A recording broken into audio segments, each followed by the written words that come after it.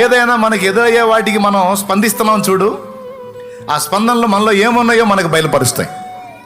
అవతలి వాడు కించపరిచి మనల్ని మాట్లాడినప్పుడు మనకు కనీసం చేమ కుట్టినట్టు కూడా లేకుండా మనం ప్రశాంతంగా ముందుకు సాగామనుకో, మనలో అహం విరిగిపోయినట్లు. దేవునికి స్తోత్రం కలుగును గాక. అహం మనలో సజీవంగా ఉందనుకో, ఎవరు ఇంత మాట అన్నా సరే విలవిలవిలవిలాడిపోతాం. కూడు తినవు, నీళ్లు తాగవు. ఏమైందంటే ఫలానోడు ఇలా అన్నాడు, వాడు నన్ను ఇలా అన్నాడు, వాడు నన్ను ఇలా అన్నాడు, నన్ను అంటాడా, నన్ను అంటాడు అంటే ఏముంది ఇక్కడ? ఏముంది?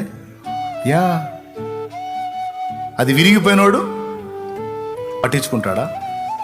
దావీదుని తిడుతున్నాడు షిమి, ఛీ దుర్మార్గుడా, దుర్మార్గుడా, తగిన శాస్తి జరిగింది నీకు.